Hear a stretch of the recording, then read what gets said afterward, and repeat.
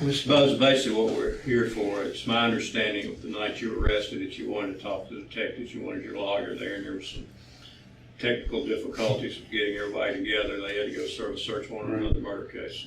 So I called Mr. Rowland to see if you still want to talk. We always want to give people an opportunity to be heard and tell us what they want to tell us.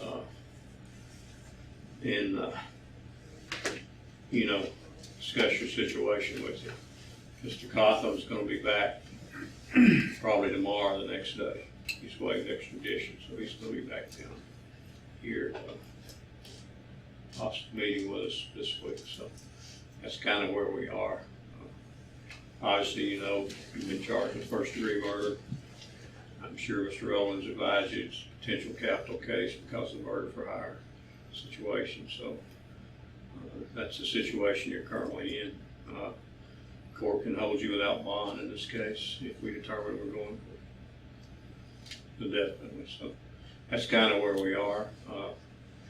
I don't know what information you want to give these detectives. That's just kind of where we are. Okay. And what you want to, we want to open it up, let you tell us what you were wanting to tell initially. Right, and that's fine. Like I said, and he's, he may, ask me for advice, but his story's been the same all, just like I've said. So I mean, you want to. Well, the night we were speaking, we were going to you had a lot of things that you wanted to open up, kind of show me, let me ask some questions if I had any. Mm-hmm. And I kind of thought that might be what we were doing today, is definitely because that day I said I'm more than willing to cooperate any way I can. I'm not really sure what to say unless. Well, it's the only instruction is he's been telling the truth. I don't care, good, bad, or indifferent. To me, he lied to me and his mom, but not to you. I think your lawyer told you as a lawyer, these guys can mislead you a little bit in certain situations. I can't. So what I tell you about the case is pretty much what I know the facts are as of this time. I try not to misstate anything, but right now you look to me like you're in a pretty difficult situation. I don't have any question at all that Mr. Coughlin killed your wife. None. Okay. I've tried a lot of cases. I've been doing this 34 years. I've tried a lot of capital cases. I've tried a lot of murder cases, and I know a pretty good case when I see one. Of course, that's the situation. Obviously, we have some motives for you to kill your wife. You were going through a divorce. I know there were custody issues involved, insurance money involved, her cooperation in the arson investigation was involved. So those are motives right out of the gate that obviously makes you the main suspect in the case. You can understand that. Yes, sir. We also have witnesses where you threatened your wife, make statements you were going to kill your wife. Okay. We also have statements your wife has made to certain people that may or may not be admissible in court. They can come in sometimes, they can't come in sometimes, but where she said that you threatened her, she was scared of you, you made a statement, she didn't quit messing with you, that it was coming, which can be perceived as a pretty definite threat. Those may or may not come in. So we also have a witness that saw you around her house the night before she was murdered, which I think you've denied to the police. Absolutely, yes, sir. Okay. Well, this witness knows you and knows who you are and reported the police right away. They've seen you the night before around the house. So, that would be something, but I'm just telling you what I understand the proof against you. Okay. Yes, sir. And this is a little early to do this, but in a case like this, it's pretty crucial early on who understands what's going on. And if one person decides they want to cooperate, the first person to the trough usually gets there. So I openly told these guys if it was Corey, I'll do all I can to help out. So I'm just I don't understand in the least bit why it would be. Okay. So obviously, if you selected Corey to do the killing, he might have been a good arsonist, but he wasn't a very good murderer. And he made some big mistakes. We know he's your best friend or one of them. We know he's your business partner. We know we got texts, phone calls. We got a bunch of stuff. There's not going to be pictures. I mean, you name it. There's no question you're going to be tied like a twin to Corey. We know he had the murder weapon.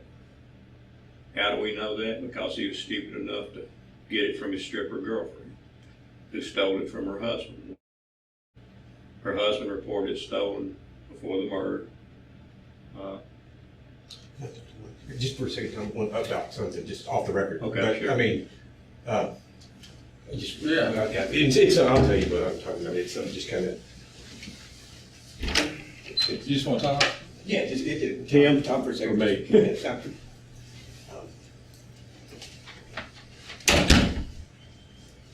These chairs are comfy. Yeah, they're all the same.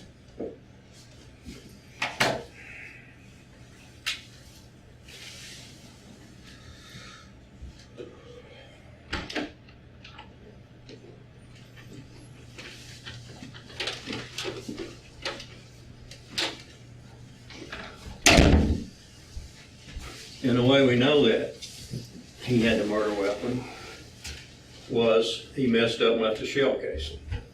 He picked up his casings, but he didn't find one because it rolled up against the wall.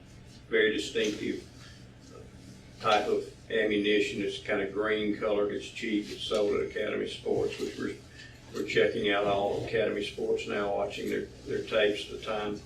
We know he got the weapon to see who, if anybody, bought that ammunition there. We haven't had time to do all that yet. That shell casing was taken. They then went to Lawrence County, and yes, the husband had test fired that weapon several times prior to it being stolen. They found the shell casing's exact match. And not only did he take it from the stripper girlfriend, but he took it over to a friend of his and showed it to him, a high standard Glock, not a high standard 40, not Glock, but high standard 40. In High point 9mm. 9mm. Okay, I got it. I don't know about guns anyway, so. Okay. But anyway, the guy even shows him how to clean the gun. Not only that, but then the idiot puts it on his cell phone, the gun, along with the same green ammunition laying beside it. It's recovered from the crime scene. So you can see that's pretty strong evidence of the murder weapon. He then gives a bullshit alibi to the police about he was in Portland, Tennessee or somewhere, which obviously from his cell phone records wasn't true. He pulls in at the scene in his own car. We have a witness that saw a silver SUV leaving the scene at the time of the murder. He pulled in, evidently he screeched his tires because he left a very distinctive tire print. It's consistent with the tires on his car. He was so stupid, even though he told the police his alibi was in Portland, Tennessee, he was so stupid as he saw a friend on Old Hickory Boulevard, just a short distance from the murder scene. He called him on the phone and said, "Hey, I just passed you. I saw you on such and such." Of course, his cell phone records corroborate that call. His cell phone records obviously corroborate he was at the scene of the murder. His cell phone records also corroborate that he called you right after the murder. He spoke a number of times that day. Yeah. His cell phone records also show that where he picked your wife up and started following her was the exact place that she brought the child for you to get visitation. So that he was waiting at the exact location you met the child. And it shows him pinging different towers right as he goes to the murder scene. He loved his cell phone, and his cell phone is what's going to take him out. And then he makes a mistake of taking her iPhone. Her iPhone's roaming. So her iPhone goes right down the road with Corey, with his cell phone, which he's admitted to the police never leaves his side, and goes right down the road with his cell phone as they leave together, right where he makes the call to his friend. So the cell phone records are pretty devastating. We also know on the day he was arrested that the phone records that his stripper girlfriend called him to tell him the police were looking for her. and the information that they'd given her roommate. And then as soon as he hung up from her, he called you. Because we were following you at the time, watched you pick up the phone. Well, yeah, you guys were behind me, Yeah. of course. So you were the first person he called when he got that information. And then you erased that off your phone before the police could find it. We know I that. erased it, he called me. Yes. Okay. Then the US Marshals, what they said. when they- Yeah, the U.S. Marshals, when they're coming in on him, he's on the phone. And he says, call Tim, call Tim. Talking to his stripper girlfriend, I think, from the phone records we've got. So, Which girl? the stripper, Well, Miss, Okay. so we also know he promised his daughter a Mac Pro, which was taken from your wife when she was murdered. That was before the murder. He promised her he'd get her a Mac Pro. He provided a bogus alibi, which is his roommates have said there's no way was he there. Of course, we know he wasn't there based on his cell phone records. We know you all had plans to go to Barbados together, to leave the country.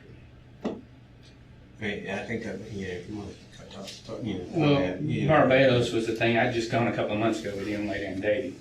Beautiful country. And I told him, yeah, I'd love to go back, and then he had to go with us. And I don't know of any plans to leave the country. My son's here. I couldn't go anywhere with him. So, Well, I'm just telling you that. well, yes, sir, I understand. Steve, I'm just Yeah, saying. he I understand, okay. He's not a, like I said, not He also received a text message from his girlfriend, who he'd obviously called that night in Kentucky. So he had 3 of them he was bouncing around with, from what we can tell, maybe more, but at least 3 he was living with around the way, saying that she loved it when a plan came together and how good it had all worked out for him. That was after the murder. what she told. I mean, I don't know. I mean, that's what I don't understand. I mean, I don't understand where the money's going. I mean, that's to me personally. It's just her indicating she was. I mean, I can understand her believing that and Corey believing that, Mm. but like I said, I mean, see, Tim's not. Also, physical evidence recovered from his car. There's a container that the gun was in. Not that we need that. There has been a hair recovered, 2 of which appear to be female. And they haven't been, we haven't got results back. I can't say whether that's your wife's hair. One of them was located where you put your foot on the gas. There's a good strong possibility you may have picked that up in the house and brought it out. He also wore latex gloves, which he supposed, evidently the way they ripped inside out, took them off and left them in his truck. So DNA testing is being performed on those. So there appeared to have been a struggle with your wife, so it's possible her DNA's on those gloves. We don't have the results back.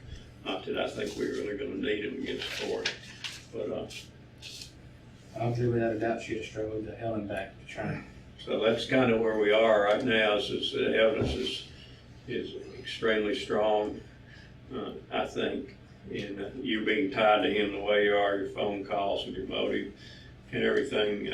In all likelihood, I don't know whether we'll try you folks together yet or not. We'll make that decision down the line. But we know no other particular motive Corey could have for killing your soon-to-be ex-wife. I don't know whether they know.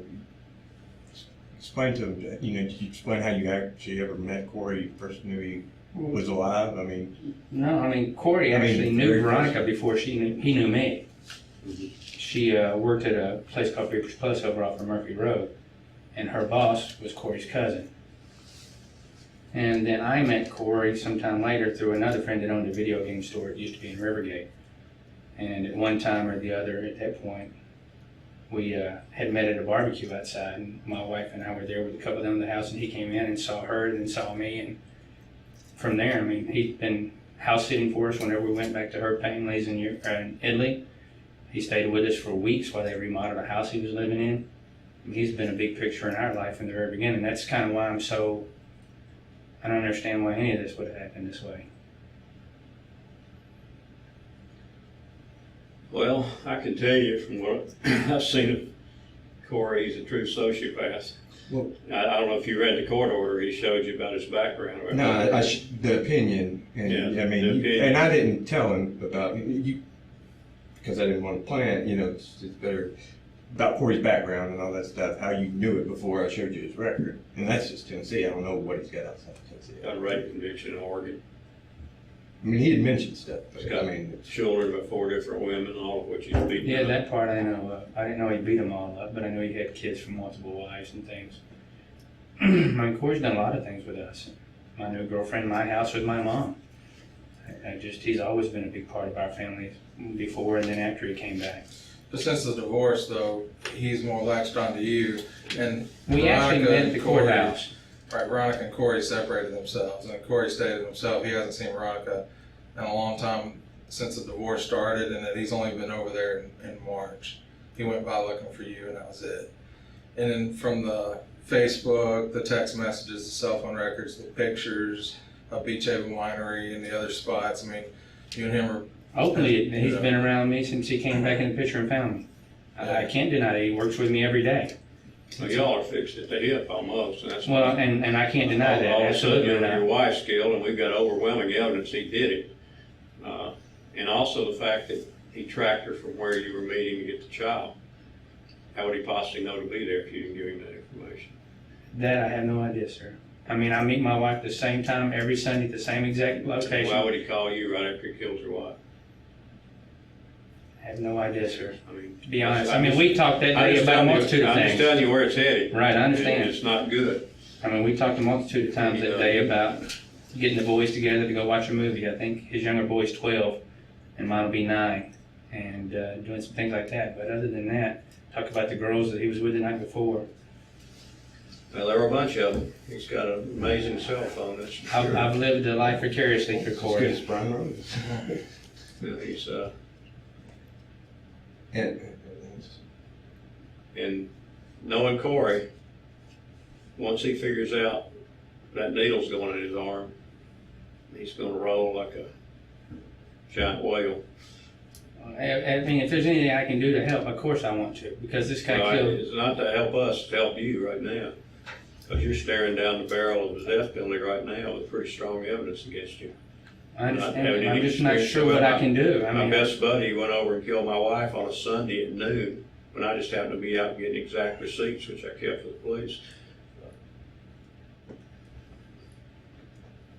well, you need to explain your relationship with Corey. I mean, well, that's it. I mean, since he came Well, I back mean- and found me, he's been there every day.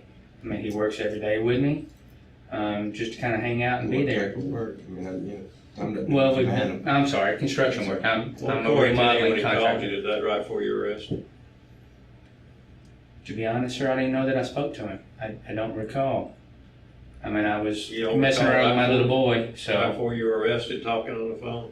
right before I was arrested, Yeah. the other They day, were right behind you, watched you talking on the phone. I think I was trying to talk to my sister.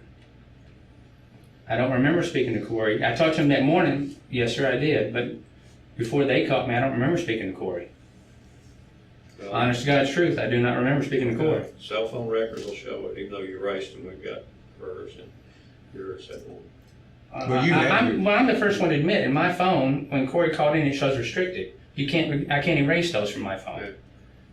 I can't erase it, so it'll definitely show. If he called, it'll show a restricted call, but I didn't speak to Corey. How many times a day would you speak to him? If we worked together, probably 3 or 4 still even. If we didn't work together, I don't know, it may be 5 or 6 depending upon what we were doing. Why would he tell a stripper that gave him the murder weapon to call you? That I Did you have know? no idea, sir. Did you know her? Who is she? I Yeah. mean, Little skinny girl. he lived she'd with been her. around once or twice with him, I'd seen her. But other than that, not really. I don't know her, no, sir. But no, sir. Do you know she lived in Lawrence County? Is that? She lived here now. Oh. He's been shacking up with her from time to time. I mean, to be honest, I don't know why this would have happened. I'm surprised. Corey was with me all the time. Now, and after work, we were never together, except for if we were like the Saturdays we went to Beach Haven and stuff like that. But other than that, What is There wasn't any hanging out Is that the time. winery or whatever? Beach Haven's the winery. Well, no dinners after work? We had some lunch. The photograph you had was one day at lunch out there at 100 Oaks, There's others. at the Logans. I mean, it's like this. I mean, he was with me all day long. I I know, mean, he'd show up from work and he'd leave after work. right. Based on what we have, you know, as far as the statements and stuff on you, based on the evidence that we've gathered for Corey, Right. and everything that we have that shows that he's a shooter, that he's the murderer, and then his link to you, you know, plus everything else, what I think Tom's trying to tell you is that it just doesn't look good. I understand that. And if you wanted to have an opportunity to talk and to explain things, now's the time.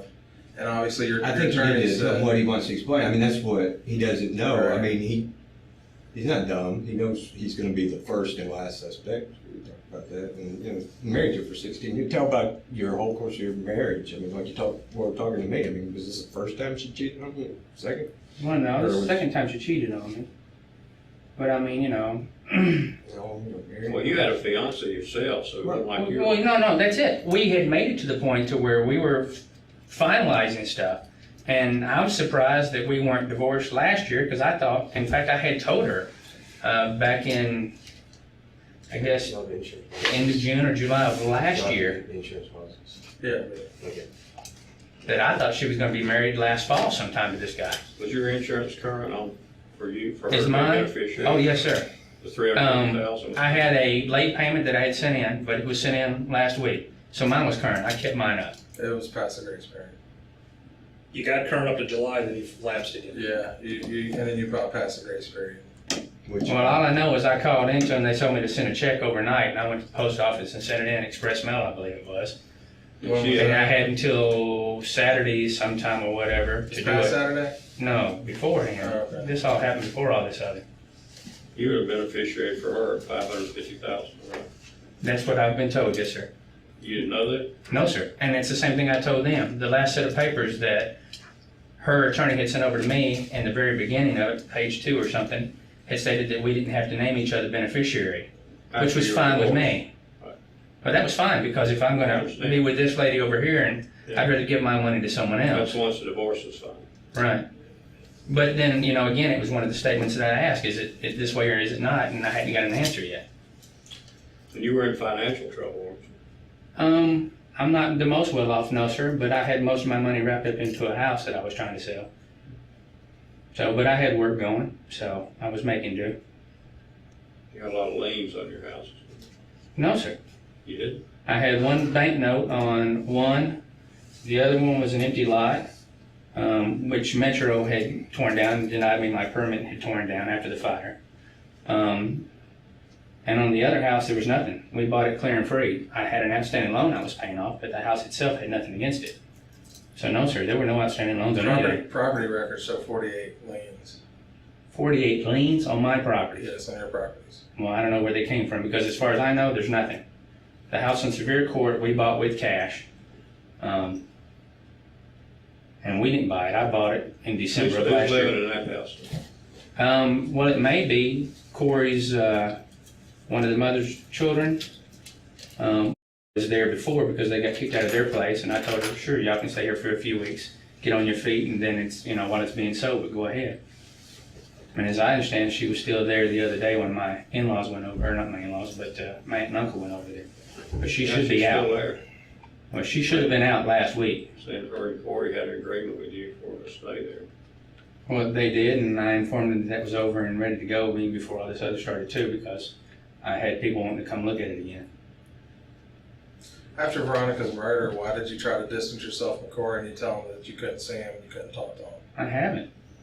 It's in text messages and emails. I haven't told him that because he even came to work after this. I mean, he was at the work site with me. I mean, we met and we walked through Home Depot together. In fact, there's people there that can Yeah. verify they've seen us together. Yeah, that was a couple of weeks after. But immediately after you told him that he got rather upset with you about why you couldn't see him. Why Well, couldn't you I talk told to him I couldn't talk to him as many times a day as I was because we were doing some other stuff, but I didn't distance myself by any means. At that point, I had all this other stuff and my son to deal with.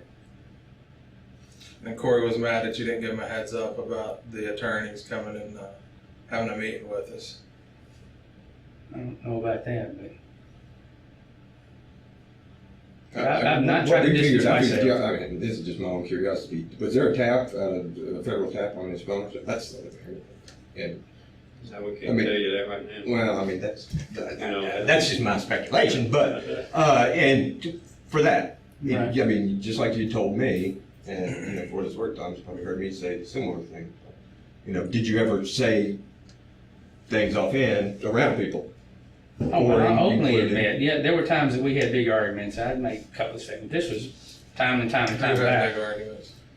Well, Veronica and I had in the very beginning of this thing a number of times. What kind of statements? Well, I made a statement that I wish something would happen to her. But this wasn't recent. This was last year. We were getting along really well now. We were at the end of this thing. I mean, I'm the first to admit that, you know. Yeah, I don't know. You weren't concerned about her taking your child and moving to California? No, sir. Because we'd actually put it in the documents that she felt even that it was his best benefit to stay here. That she wouldn't take me and go anywhere. I mean, left California to come live here.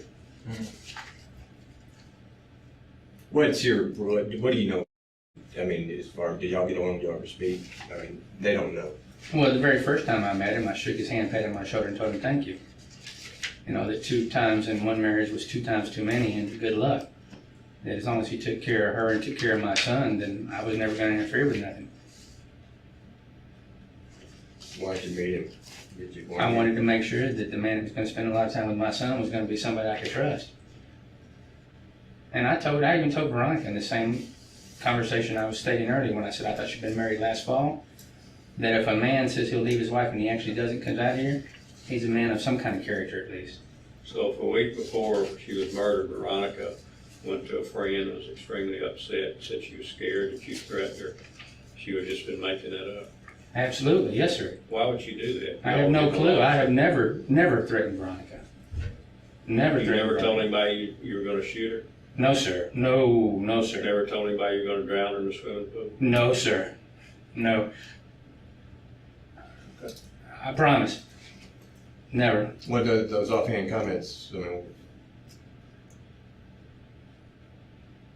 Oh, what? yeah. Well, one time I Like the last letters, I mean, it just seemed weird that they were including, trying to get her to, you know, so, I don't know, they're trying to wrap it up, and everything's about agreement, so.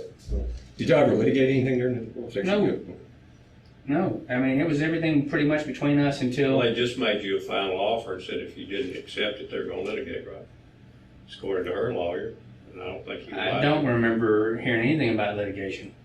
I'll be honest, and I can look at the paperwork I've got with John Michael, but I don't remember ever hearing the words litigation. That's just We what talked about mitigation at one the time. lawyer said, this is it, final offer, either that or we just litigate the case. I've never seen any of that. And They would say that. She was dead before you either accepted the offer or. No, sir, I've never seen any of that. In fact, I'm the one that sent back the final thing saying the same thing I said from the very beginning. If we can keep it the way it is, where I have alternating Saturdays, we're good to go. Excuse me. For you, there's a lot of folks lying out there. Well, it sounds to me like there are too. I mean, I've told the officers where I was the Saturday night before. And I'm sure that the young lady I stay with can verify that. Absolutely. In fact, I know of one lady who was there the night before with her that told me she was there that night finishing up the books for the project, who came and picked the books up from the house. All those books that were spread out in the pantry area from the show they were doing. Mm-hmm. She said she spent most of the evening there that evening working on it. Why would Corey kill Veronica? I have no idea. No idea. But like I said, if I can find out or I can do anything, I'll be glad to be the first one to help you guys get him. I have no idea why he would have done this. We got it. We've got it. Well, I believe that, but you understand what I'm saying. You acted like, when the lawyer just kind of pushed paperwork toward you, that Devils knew about the insurance. 2 days later, we got a tape phone call that the insurance company tape recorded you trying to file the insurance claim. I did call.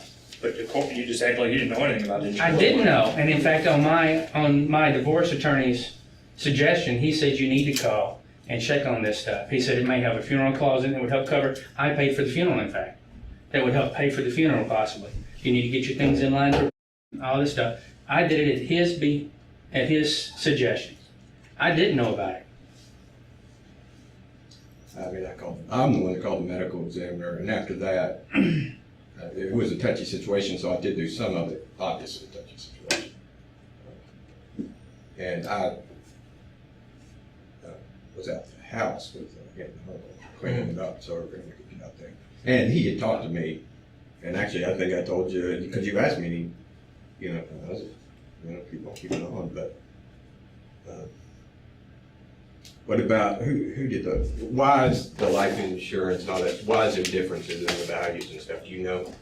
Well, we had a minimum that we had agreed upon was $350,000. No, I'm talking That's about the the paperwork. 05. Are there any policies other than these in 05? Not that I'm aware of, but she handled all the financial stuff. And that's, I think that state attorney got those. You'll see all the correspondence addressed to her. When we looked at these the other day, is that the first time you'd ever seen? Or Oh, yeah. Now, 05 is when she started to move into a whole new category of producing. Her income started to go up. So y'all never discussing life insurance at all? Well, yes, sir. In the very beginning, when our son was born, we started talking about we needed to get it in place as soon as we could. So you're saying you didn't know she had $550,000? No, sir.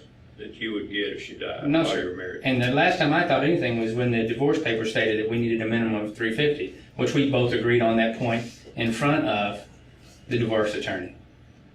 Did you know about your policies? I knew how much your policies were for. Well, I assumed that it was the $350,000, but I didn't even know about mine. I've never even really seen what it was for, in fact.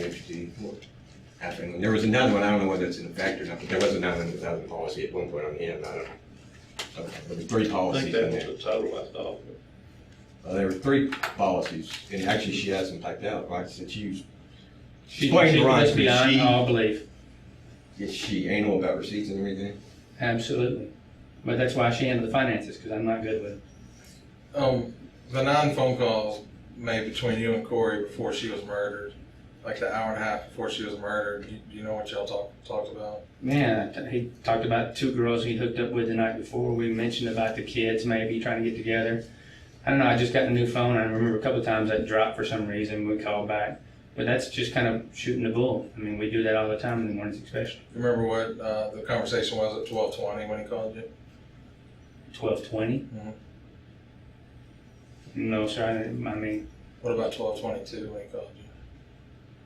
no, sir, because I don't know that I even spoke to him. Yeah, I think it was 12:53 was the next There one. was another one, and there was some more 4-ish. Yeah, I mean, I'm just. But he could have been calling the phone too, and I could have been downstairs with Benjamin or anything. I mean, Yeah, there's Whether you some- noticed, Because the number accidentally, rings. when you copied the phone that night, you erased it. It erased the SIM card. So I can point it, when you, I think the night he was in, whatever of it. I don't know. No, we didn't do anything We at that didn't point. get it. All right. Well, He pulled it, Because when you called me, I know, because I checked, you called him on the same number right after you hung up with me, when you said your phone was dead. right, when he You gave mentioned his the phone gas to station, Uncle then he Lenny. called you He back. gave his phone to Uncle Lenny, and then Uncle Lenny, he wanted his phone, he was gonna show us the phone calls. And so we got the phone from Uncle Lenny, gave it to Tim. Tim started pulling it up. Tim said, I wanna show you something. They're all gone. Well, that's it. I mean, that's Yeah, it. But I we also didn't asked. erase anything, and Well, we didn't download anything. Well, I mean, at it's that all. time. Well, no, I mean, I actually asked at that That's time one if of the you'd done things something, because I said, you got a similar phone that I've got, and what would make them all erase? Right. I mean, my Yeah, whole we call didn't- we log, didn't which was download probably the 200 or 300 calls at Well, that that's point fine. on a brand new Right. phone even. So,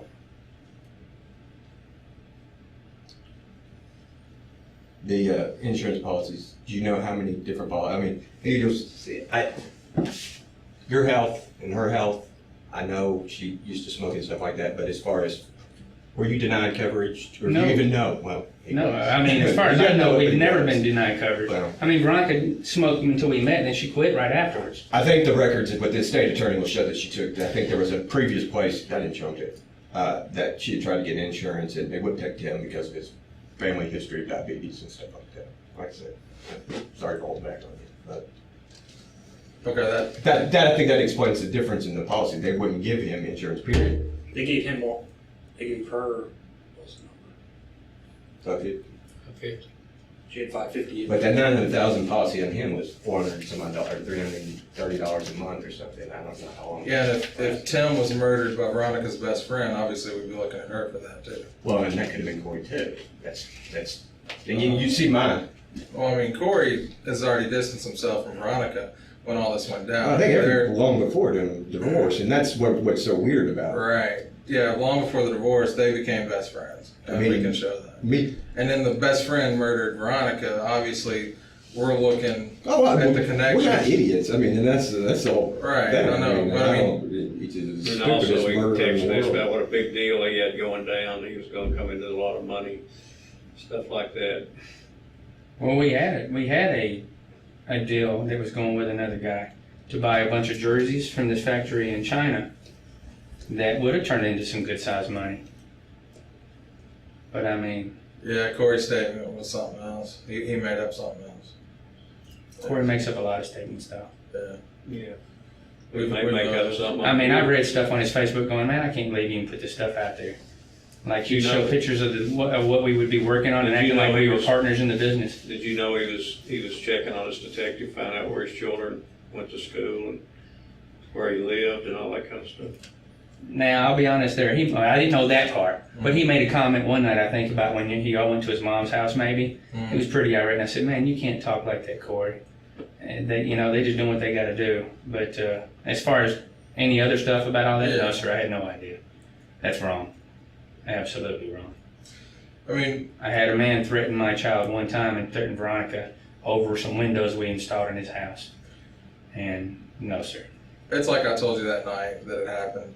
If you and Corey were sitting around drinking beers and you said something like, I wish my wife was dead, it'd be a whole lot easier. And if he took that to mean something else, you know, we were trying to talk to you, give you an opportunity to explain how he just shows up, you know?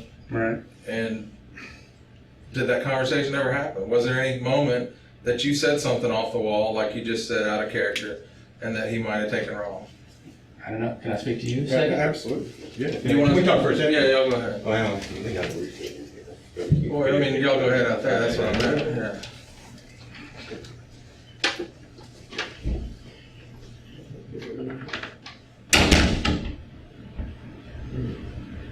Oh, we got pays for everything else.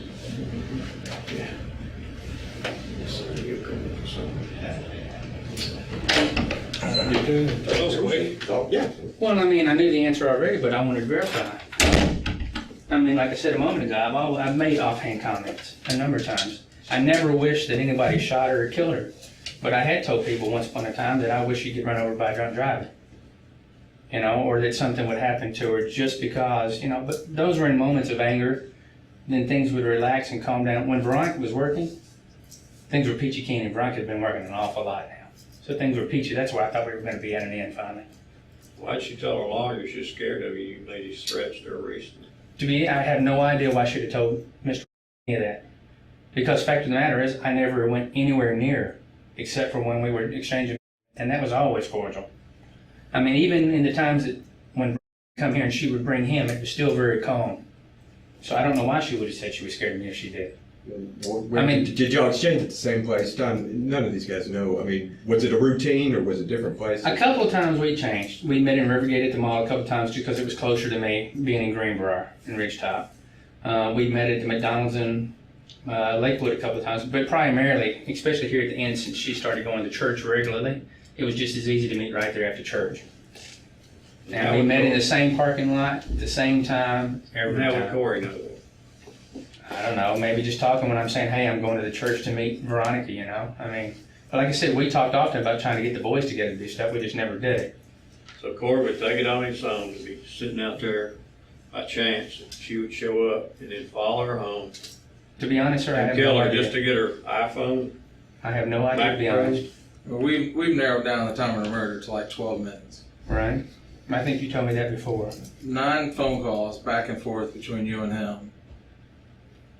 It starts at him hitting off a tower near his girlfriend's house, and then the last few calls hit at the same tower over near St. Edwards. Right? And 9 times back and forth before Benjamin's dropped off with you. And then he's following her. And then he has a 12-minute window to kill her. And then he calls you immediately after, 12:20, then 12:22. Okay. That, you know, I understand you how understand it looks. how but- it looks. Well, yes, sir, I do, absolutely. You know? Everything you've said, I understand how it looks. And you understand that you're his best friend. You're, according to him, you're business partners. According to you, he works for you. Right. You know, Well, we were there's- partners in the other thing. I openly said that. Yes, sir. According to you, you talked about leaving the country with him, I'm sorry. about leaving the country with him. With all this financial, where were you gonna get the money to go to Barbados? I wasn't talking about immediately, sir, by any means. I mean, I just gotten back. And the only reason I got to go then was because that I had some money come in off of the job that we were just beginning, and I took part of my profit and I spent it to go. But you understand, I understand The completely connection. what you're doing. Yeah, I mean, I understand exactly what you presented me with. and you understand what Corey's going to say, right? When we go pick I have him no up and idea what bring him Corey will back. say, to be honest with you. And Corey, do you see Corey taking this upon himself?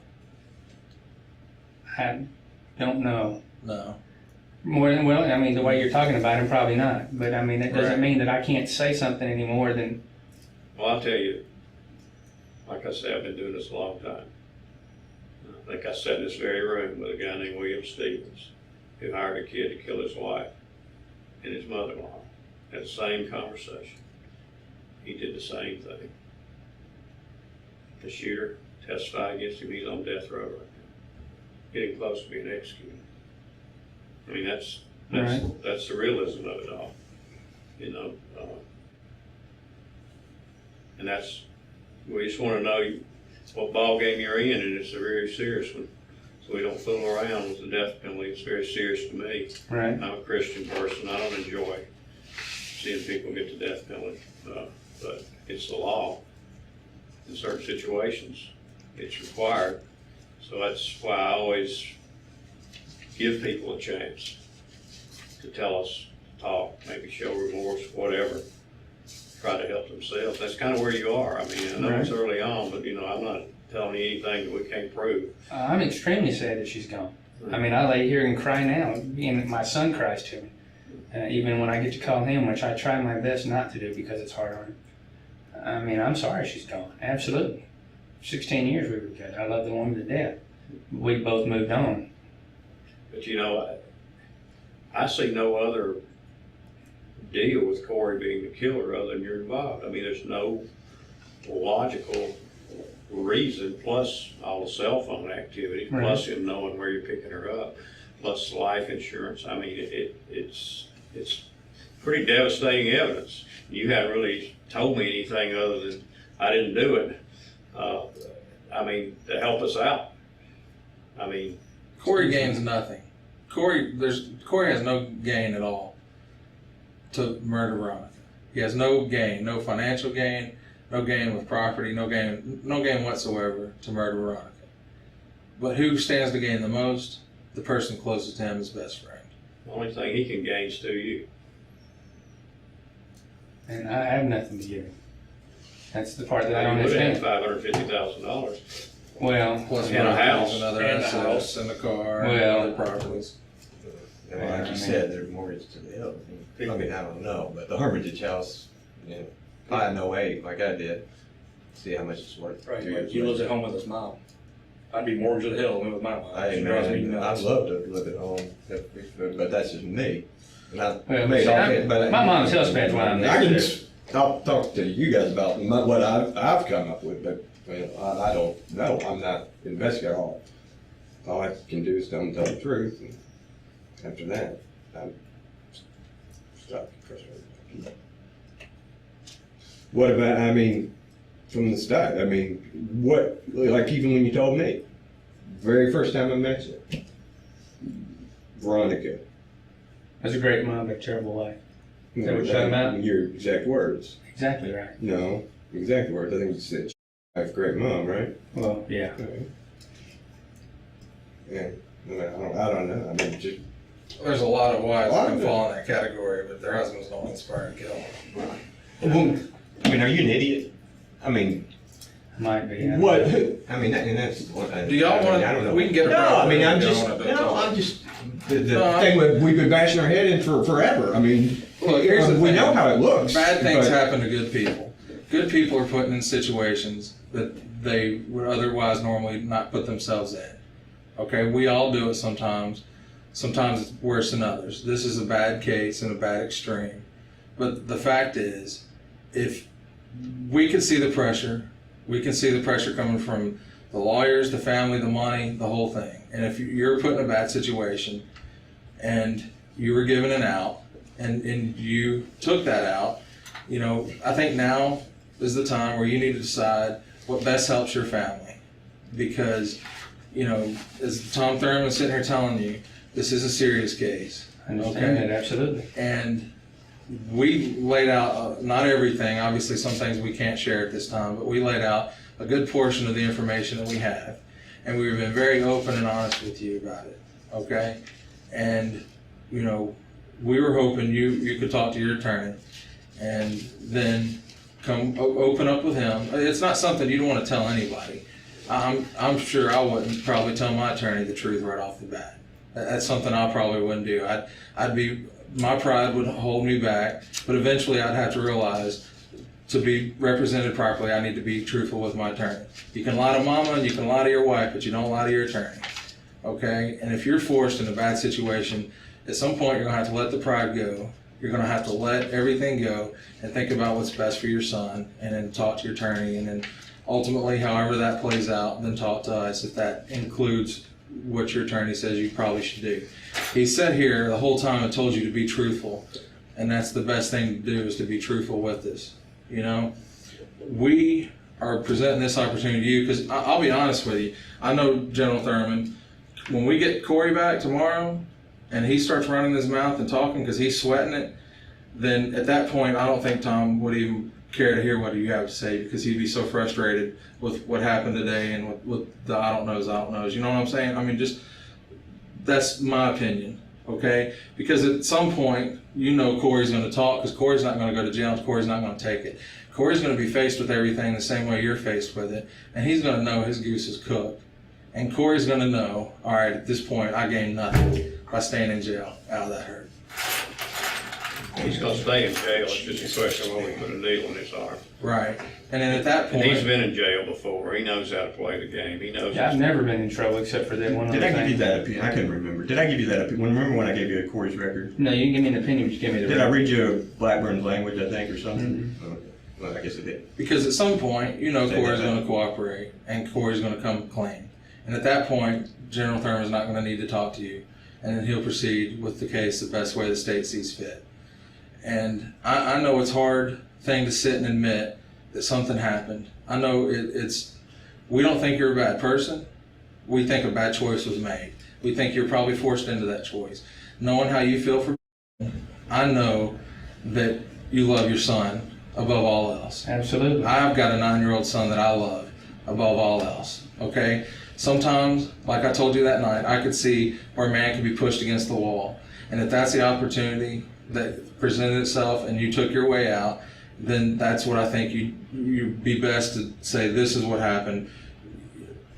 I need to come clean. You know, you got all this weight and pressure on you. I can see it in your eyes. I can see it building. I know you've got your family to think of, Benjamin to think of, you know, your mom, everything. I can see the weight on you. I deal with people in bad situations all the time. I deal with good people in bad situations, okay? And we know you don't have a record. We know you've been in trouble for nothing major. I mean, maybe a driver's license or DUI or something, whatever, but nothing like this, okay? And if you're put in a position and it goes bad, and you're put in a position where you only think you have one way out and you act upon it, then, you know, at some point you're going to have to face the consequences, and at some point you're going to have to do what's best for your family and what's best for him. And I don't think losing both his parents is what's best for him. You know, at some point the best thing to do and the only thing to do is face up to what has happened and try to explain what has happened and move on with your life however it is, okay? I know it's hard to admit what's happened. I know it's hard to come forward and say, all right, I'm sorry I've said this. I'm sorry that I haven't been totally truthful with you, but this is what truly happened, and I want to get it off your chest, my chest. Because I can see it sitting there building on you, okay? And we do this for a living. We investigate things, and we gather all the facts, you know? And we don't think you're a bad person, all right? Because we see it all the time, how bad things happen to good people. And sometimes people are put in bad positions. And that's what we're here right now, trying to give you an opportunity to help yourself as far as your family and what have you. And we're just wanting the truth. You know, we're trying to just get the truth and then whatever the truth is, however it lays out, it is. You know what I mean? And you know, your attorney sitting here and told you to be truthful. You know, we just want the truth. Like I said, people are put in positions, and people react when they think they're pressured, and when we think that's probably what happened in this situation. Okay. Okay. Tim, the bottom line is, me evaluating this case is you're probably never going to prison again. For the rest of your life, you're going to be in prison. It's just a question of where. Are you on death row? Are you life without parole and maximum? Or are you serving a life sentence where you can have privileges, where you can see your son more often? That kind of situation. I mean, I'm not saying, you know, if you go ahead and give us this guy that you're going to walk away, because you're not. I mean, I'd be lying to you. The lawyer knows better than that. I mean, you know, this is just an opportunity. Yeah, no problem. I thought, you know, all that, and, you know, that's. But, you know, that's a big difference. And, you know, you got your mother still alive. You know, I lost both my parents before I was 17, so that means something to have them and what you're going to put them through if we go through a death penalty trial. It's, as I often say when I'm out there talking to the media, there aren't any winners in a death penalty case. It's victims on both sides.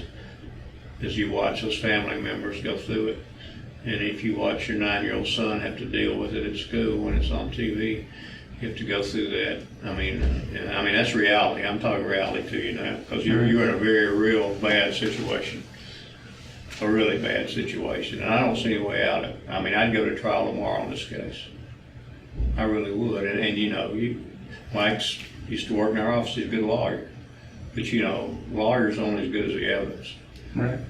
You know, and I mean, it is stacked on top of you right now. It seems to be.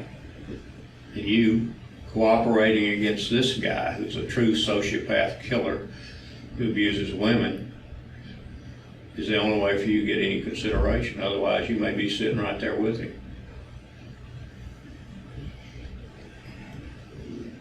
And, you know, it's not a good situation. I've sat across a lot of people and a lot of decisions made, some good, a lot bad. But you know, you just, Corey, thanks for bluffing. We don't bluff. Not in cases like this. Evidently you don't. We don't. No, yeah. I can bluff all I want, but he can't. He knows. You know. I mean, it's a real situation. I mean, I have sympathy for you. You do have a child. It was unfortunate he was with you when you was arrested. That's just the way Well, they were nice and they were good to him. I told them all thank you that day. I understand, but still it was bad. You see your father have to go through that. And that's something else you got to look at, your obligation to your family and who's left there about what this is going to do to them. And I mean, I've been through a lot of them, and you know, you're just in a very bad situation for everybody involved. That's what you've got to think about. Yeah, I'm not quite as dramatic, but you know, the standalone one is a lot of your mom won't ever lie to me, you know. And so, I mean, that's, yeah, otherwise I wouldn't be sitting here. This would be a very tough move. But, so, you know, like you said, I mean, I don't know what you could tell them other than what you've told me, but I haven't gone through, you know, obviously I was looking, you know, there's a lot to talk about it. You know, I'm not bragging to you, but I haven't lost a case since 1990. And that guy was not guilty. He was actually innocent. We found out later. And that's a lot of cases. Not that I'm great, but I'm good at evaluating evidence. I'm good at knowing a case when I see it. In other words, I don't go to trial if I think a person's innocent or there's reasonable doubt there, normally. So your odds aren't very good. I've tried a lot of cases worse than this, I'll guarantee you that. And last one I lost, they was innocent too. Just for the record, the last one I lost, they were innocent too. yeah. That murder in Texas. Yeah. We got something. And we've talked about that in depth. I mean, and that's one thing. I mean, like John Michael, the attorney, how do you know it? And your friends, and I mean, that's what is so weird about this whole situation.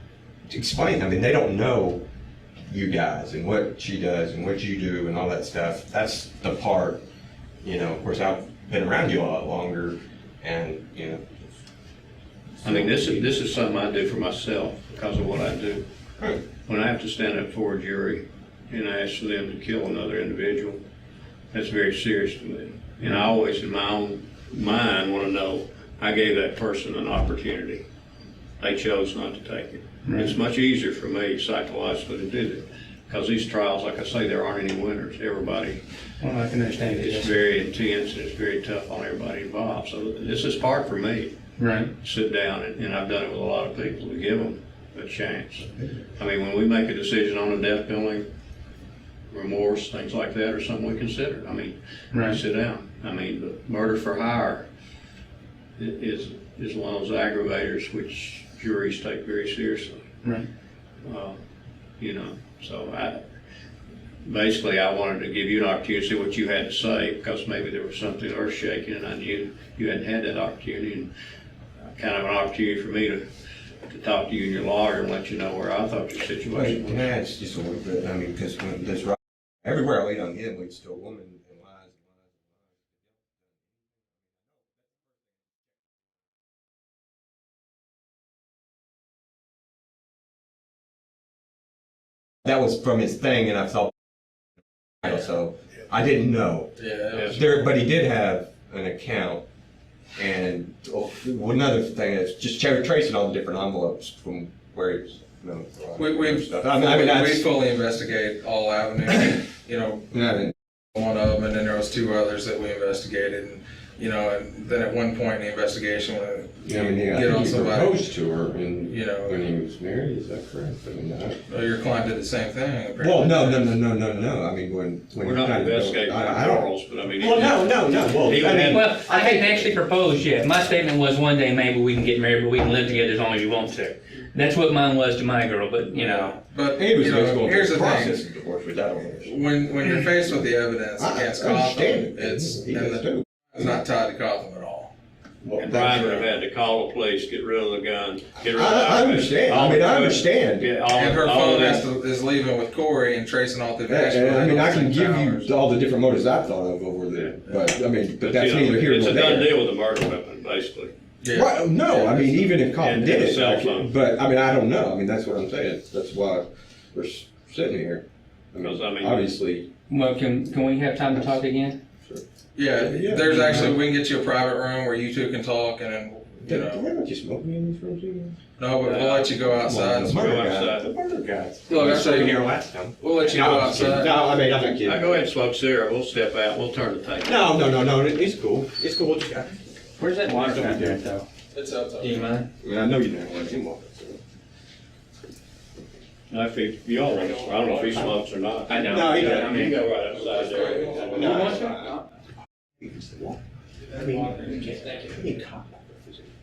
I'm very confident.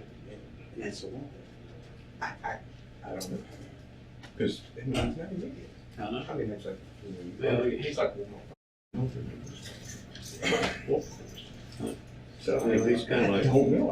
I've done it even a lot harder than that.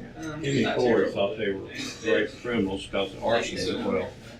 And, Well, Corey, not a criminal. If the record is he's clear. a hell of a con man, you look at his, he's got nude women everywhere. Oh, yeah. He's got them on there And doing, so does Robin. he's got 3 different women he's living with, taking money from them. I mean, he's a sociopath.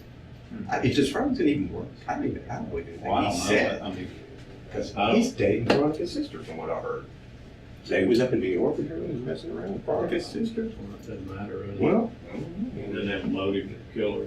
He's sure not talking to I don't know. He's not tied to this guy. I don't He's know. not a I best mean, friend. that's what I know, but I mean, He's I'm not just calling trying. Robinson. He's not taking her cell phone along I- or his cell phone. No, I mean, that's what I'm saying. I don't know. I've gone It's nothing. through it everywhere. I mean, I wasn't kidding when I'm calling those guys. I mean, but She was on her cell phone, and then he finds the body of him.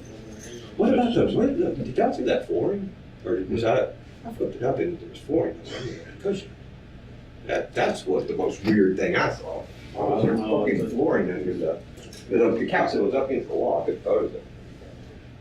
Yeah, just put it in there for a second. Okay. You want it back? Oh, yeah, I've always talked to you. No heroes in that group. favorite was I didn't take the walk because they didn't want to be charged with robbery, and then they got kicked off the bus. Yeah. For not having bus fare.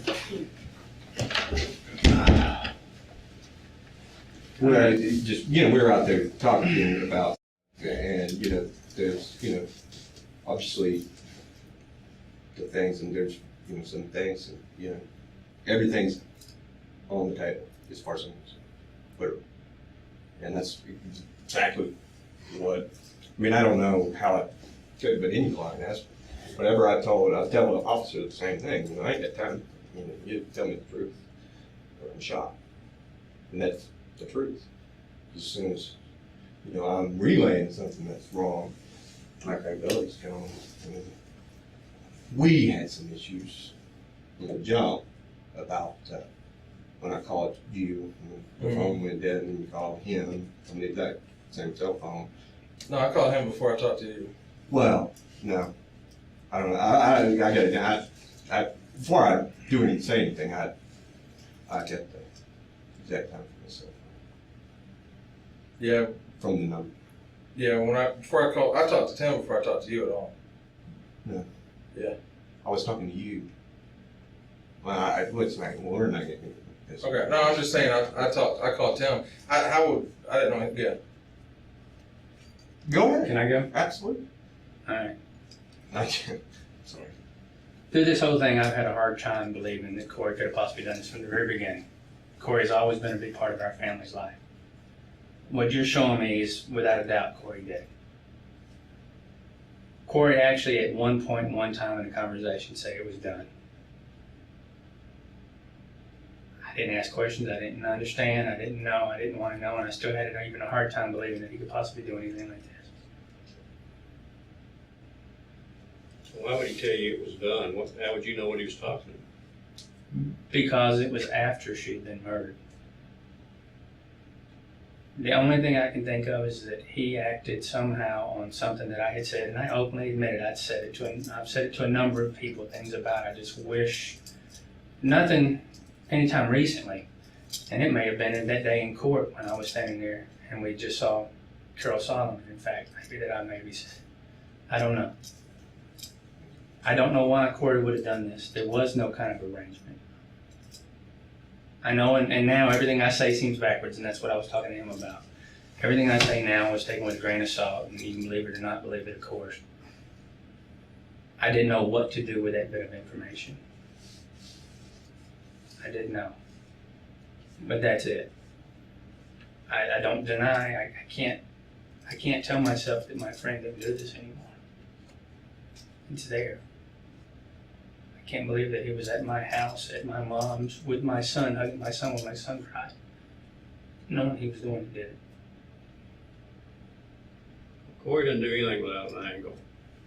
Usually involves money. You know. I have no money. I had none. I mean, I don't. The money I had was going to take care of what I was doing for and to try and pay what little bit of bills I had and spend some time with my girlfriend. So you think you and Corey were so tight that he hears you make a statement you wish your wife was gone or dead or out of the way, he would just go out and do it on his own? Just because of your friendship? I knew we were close and tight. I would have never thought that. But I'm sitting here being very honest. There is no agreement of any kind. I mean, the only money I owe Corey now is for like 25 hours worth of work over 2 weeks where he came out while I was waiting for a final draw, which I haven't even finished the job on because of this. The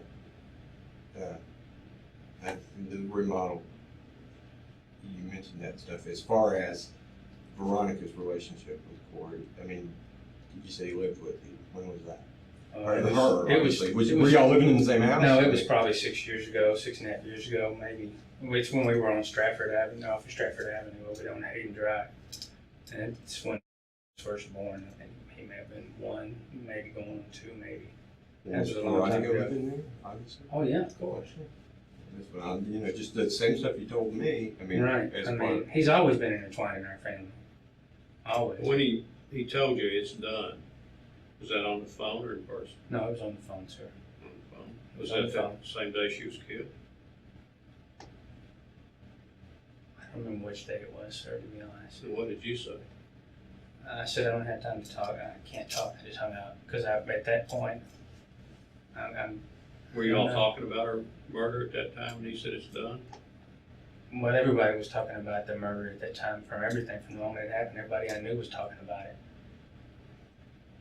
So, Well, let me ask you this. yes, sir. I know you said that you made statements, but Absolutely. you never come out and told us you made the statement in jest, even as in general conversation with friends, that you wish she was dead. I never wished anybody to kill her, no. Like I said before, I even said I wish some drunk driver might catch her or something. I never wished anybody to kill my wife. So Corey wouldn't get from you, I wish somebody would kill her if you've never said it, but for him to say it's done, you're saying that he may have taken something you've taken out of context. You guys have talked about a whole new Corey today that I didn't know, that my wife didn't know. If I'd have known this Corey, he'd have never been around my family in the first place. In fact, he'd have never been around anybody I know in this place. And why, when we had him in the back of the police car, you didn't come and say, this is what he said, and that's what he did, and that's the man? I'm sorry, I didn't know who you had in the back of the police car. I didn't know you had anybody in the back of the police car. You You told me, no, you didn't say you had anyone in the back of the police car. You told me that you had some stuff you wanted to show me. Told Could me I meet that. you at the gas station? told him that. You told me. Well, you did tell him that. I didn't tell him. I mean, I just, because I just don't. So I Don't you did think not that'd be know. important to come see the guy that we're saying? I never told him. I didn't know about a guy. I'm sorry. I don't remember you ever saying a guy to me, did you? No. There you go. Thank you. Actually, I just finished talking. You were coming from my office. Or going home. And Yeah, I you was called me, I typing called the letter. him, he called was you, coming you from called my me. secretary. He was coming from the vet. I was talking to you. Okay, so. Exactly right. I had just picked the puppy up and was trying to get it groomed and going to the vet and stuff like that. Exactly right. I had the dog with me. So shortly after your wife's murder, he says it's done. And what was the statement before that? What were you talking about? To be honest, I don't remember. I just remember those words, it's done. Could that have been It may have very well been the exactly very day that. she was murdered? That phone call you got right after she was killed? It may have been, but I don't remember it, to be honest with you. I'm sorry. There's been so many things in my head, so many phone calls and Well, people. for him to call you up right after he kills your wife, say it's done, would indicate that he thought Right. you were expecting it to be done and he completed the job. I mean, somebody just doesn't call you up and say it's done. There's no other. I don't remember exactly when it was, sir. But I do remember having the conversation. Before it was after you talked to me. Or, I mean, I don't. It was a day after or two. I can't I even don't remember, to be honest. Did he ever show you the iPhone? His iPhone? Did he have an iPhone? Corey's got a Droid phone like I had. From Verizon, I think is what his is from, or whatever. Did he ever talk to you about an iPhone? No, sir. Because he went on a computer about an iPhone, about how to do things with an iPhone. He talked to a friend about an iPhone, about how to remove the battery, but in all your conversations, he never asked you about it. No, sir. I don't know anything about the iPhones anyway, except for the Veronica had one. I know they're very similar to the Droid that I have now, which I think is a similar one you've got, but I just recently got mine. Before that, I was a BlackBerry user, which was Veronica's old phone, in fact, that she gave me. And I don't know how many MacBooks there were. I think I gave them to Tom. They were like, we found like receipts for free.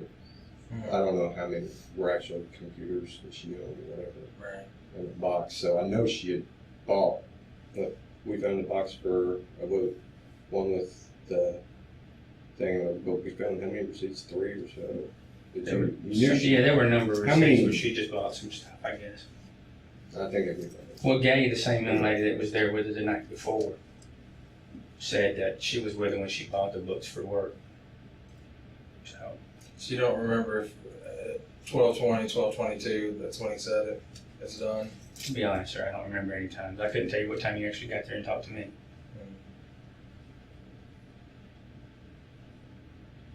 Any other indication that he killed your wife? No, sir. Did you say, what in the hell are you talking about? What's the? No, sir, I hung the phone up.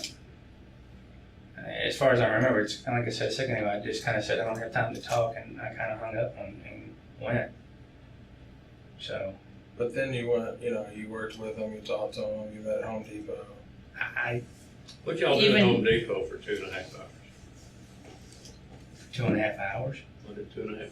I'd have to check the notes. Could be shopping. It's not hard for me to go in there knowing everybody because it's a place I shop all the time. But he goes down from Kentucky to meet you on Depot, and y'all were there for. Well, I was probably 2.5 shopping. hours. I mean, I was working a job I was trying to finish, and we had done another little repair job, and When he said it's done, you took that, you said everybody was talking about Veronica, right? I didn't take it anyway at that point because I just was, like I said, this is not the Corey I've known. And I've known Corey a long time. Right, but you took it in context that he's talking about your wife. That's why you said, I ain't got time to talk to this guy right now, and I gotta go, right? No, sir, I didn't take it in any context. So you didn't think he meant, when he said it's done, you didn't think it meant that he said he killed his wife? I didn't think or- anything. But after this, now brought the conversation back. Okay, I was just trying to understand. No, the context. absolutely. And then I'll be the first one. Even I have found it hard at any point to believe that Corey had done this. Until when you gave me all of this. Even the other day in the office, looking at what you had up there, I still was telling myself it's not possible. But all of this, there's no denying this. I agree, absolutely. Any other statements that come to mind that he might have said? No, sir, not really.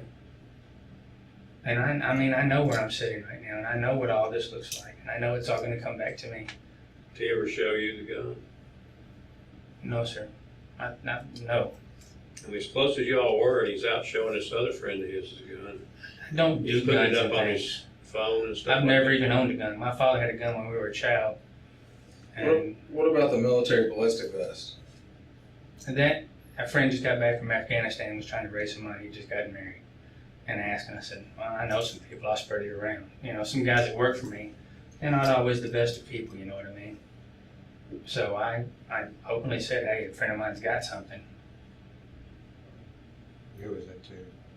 I'm sorry? I mean, was that just a Corey or was that several? Oh, no, I said it to a few other guys too that worked with me. I mean, Corey knew of me and one people. Who ended up selling it? Nobody. Nobody. You still got it? I know, sir, I don't have it. I didn't ever. Okay. Your friend does? Oh, yeah. Okay.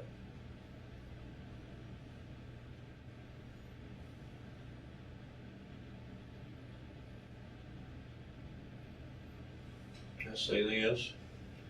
Well, we'll get Corey tomorrow. All right.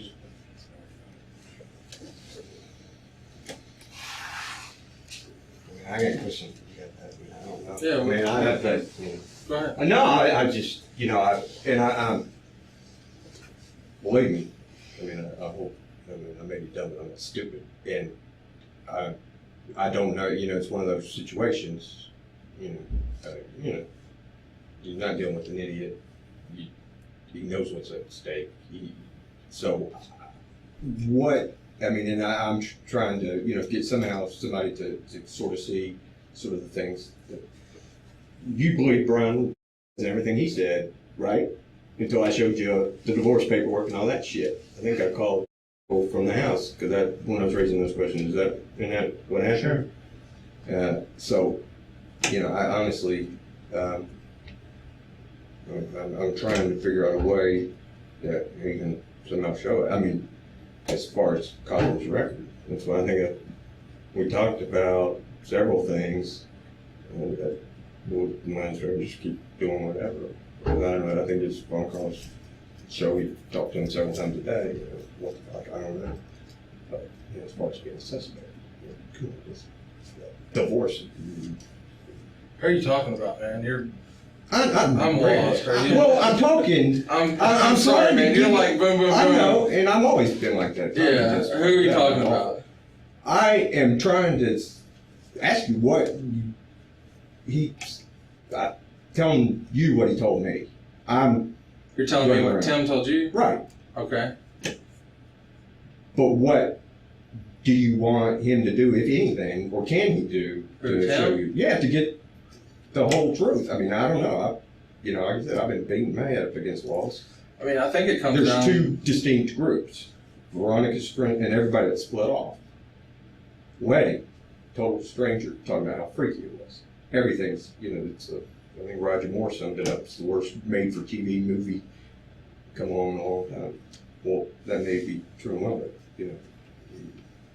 It's not. Well, I think you know what's going to happen. I mean, Right. we're going to get Corey. We're going to Right. give him pretty much the same opportunity to express Sure. his involvement. And when he's faced with everything, obviously he's going to see the writing on the wall. And I think at that point, once Corey spills it, then we don't need to talk to Tim anymore. You know, because I guess obviously my question, you think he'd be more truthful with Tim than he would with you? Who, Corey? Right. I mean, what are you offering? Are you wanting? No, I'm just putting it out there. I'm asking you guys what. Like, I don't know. I've been. I mean, what are you throwing out there? You wanting? I'm not throwing anything out there. It's you guys. Whatever you throw something out there, I don't care. I don't know. I'm out of ideas. Other than saying it doesn't make sense.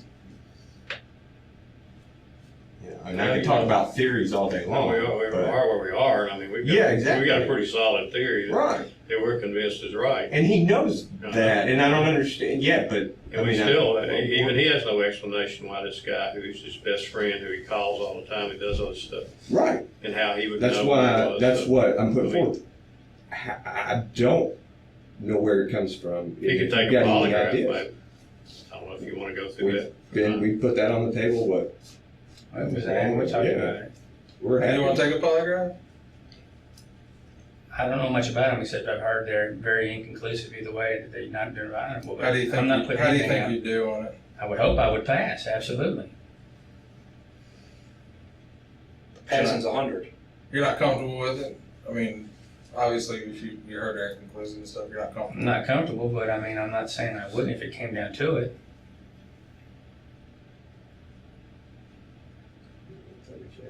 I'll advise them to do it. You advise them to do it? Absolutely. What, I know you got questions, I want to answer them for you. I mean, like I said earlier, I think first thing he has to do is be truthful to you. Absolutely. Because, without you knowing the whole story, you can't properly represent him. And you're sort of left in the dark. And I think today you came in, and I think you were throwing a lot of curveballs and bombshells that you didn't expect. Recorded? Right. No, I mean, I Yeah. saw the record. I'm not an idiot. Right, no, I'm not saying you are. I'm just, so as far as your next step, I mean, I guess that's between more you and Tim than us. I mean, we've laid it out on the table. We're ready to receive the truth. And, Tom has already expressed his interest and what he can do. And that's what's out there. I mean, obviously, in the morning, Corey's wave, we're picking him up. And then we got a 1.5 hour ride. And then we're going to be coming down to Tom's office, and he's going to Do the Christian burial. we're going to be talking to Tom again. We're bringing Corey to Tom tomorrow. Absolutely. But we obviously wanted to have a chance. Corey went in there and he cold-blooded murdered her after fighting. And, we don't really want to talk to Corey, but if we have to, we will. And this is Tim's opportunity to sort of lay it all on the table. And so far, all he's given us I know. is one statement that he made about it's done, which doesn't make a lot of sense to me personally, as looking at evidence that he would call him up and he knows nothing about it, and he's done it for whatever God knows reason, he's gonna call him up and say it's done. That just doesn't make any sense. I mean, to me, or I think it's your, or anything else. I mean, I don't doubt that he called him up and said it's done, and I think it was right after he murdered her. One of those calls right there on that Sunday afternoon. I think he did call him up and say it's done. I don't think that, but I think he knew it was going to be done. And that's still my theory on this case. Right. And I understand that. And that would be my theory too, looking at it. And then once we talk to Corey, then you realize there's no reason to come back and talk to Tim. Well, yeah, in theory, but I mean, I don't know. I mean, I don't know. Corey could say the man on the moon did it, or he could say he did it. I don't know. I personally probably wouldn't believe him one way or the other at this point, because I mean, I've looked into it back. But Well, that's a chance y'all got to don't. If I tell my clients stuff, then they can regurgitate stuff, which I think is one of Yeah.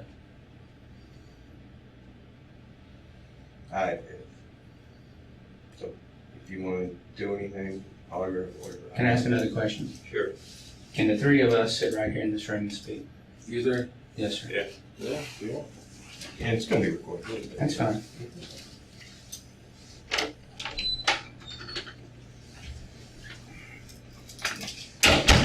You seem to be a man I can respect.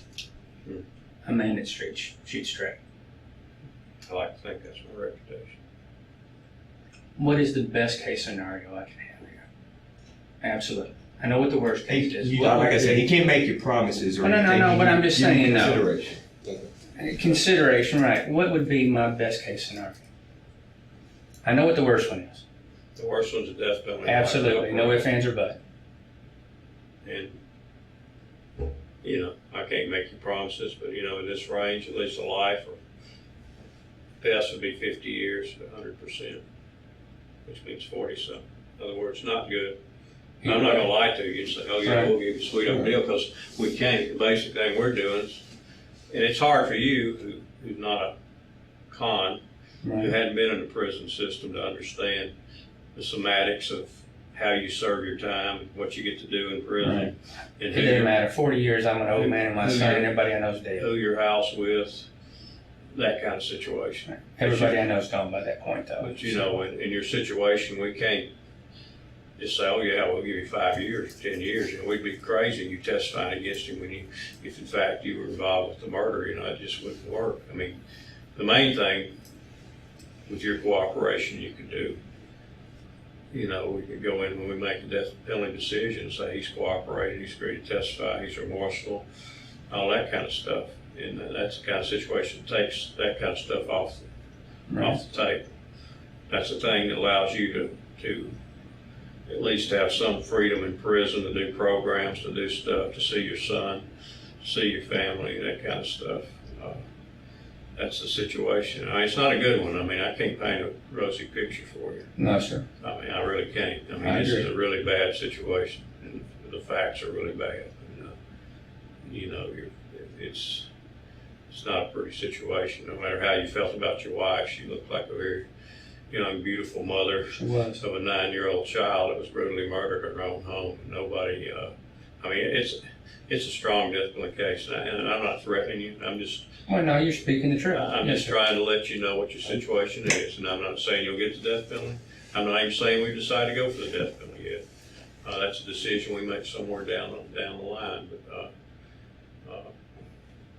We talked about that. Yeah. So, and he, you know, he's obviously understands it, you know, and even life is 52 calendar years or 50, whatever. but I'm just thinking Right. that Corey, once he sees the handwriting on the wall, he's gonna start figuring out, how can I best save, Right. which is all he's all about, period. It's his own butt. I mean, I don't think I've seen too many more disgusting people than him with what you see on his phone. That's what's unbelievable, though. I mean, He's it's treated just- women and lied to them and got them all messed up. I mean, he's just But he's the best guy when he likes you. To my family, he's a been so good sociopath. to forever. My friends that are around him, they love him to death. He does it where he can use people. Okay, can we talk one more time now? Absolutely. That's it. Can we just look at this here? Yeah. Jason, Joe.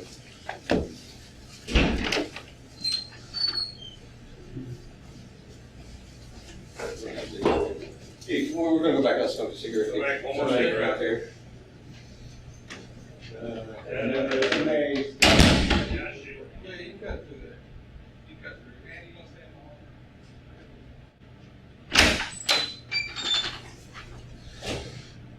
The time appears to be 16:35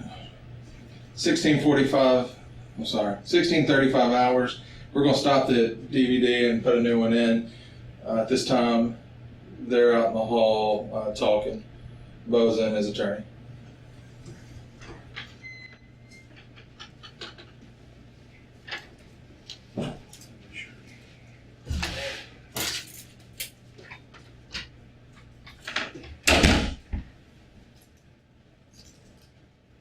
It's Detective Roland. Yes, sir. I think you met him, haven't you? Yes, sir. Right. Okay, so he's agreed to sit in, because I can't talk to you by myself without making myself. Right. That's, I didn't I tell him understand. that, but he can't make himself a witness. So I understand. we need to get somebody here. Actually, I did tell you. I did talk. Well, I assume it was kind of like the other Talking things about, that we've been dealing with. So he says you want to talk a little bit further, and you know, it's your day, really, Right. to talk. I mean, I know it's not. And what I said was just talk to me like, talk to him. I'll tell him Treat me exactly like what I a just joke. told you, what we just talked about. situation I'm in, of course, I'm scared to death. First time I've ever been in any kind of trouble. Yeah, I don't blame you. It's not a situation anybody needs to be in. Like I said, you know, we kind of understood some of the pressures on you that might have made you get in that situation. But you know, it's a bad situation. There's no way to sugarcoat it. There's no. As far as going for this hire thing, that's still absolutely not true. I made comments to people. Corey and I had some other talks. And they were still kind of in this jest thing. He was having trouble with the girl who's staying at the house on Severe you asked about. She's going through a divorce now, and the guy's actually trying to get custody of Corey's son because he turned it over to all these other problems that are allowing him to be in a position to do this kind of thing. He was complaining all the time about it. There was a movie years ago that Billy Crystal and Danny DeVito did. I think it was called Throw Mama from the Train. They both had terrible wives, mothers, or whatever, and they said, we'll do this Crisscross thing. And just in jest, I said, okay, hey, we should do the same thing. And this was months ago. Corey, just the week before we did this, came to my house, asked me for $35,000. Whenever I got life insurance money, I said, Corey, I'm not even getting the insurance money. They're not going to give me anything while I'm in kind of trouble like this stuff.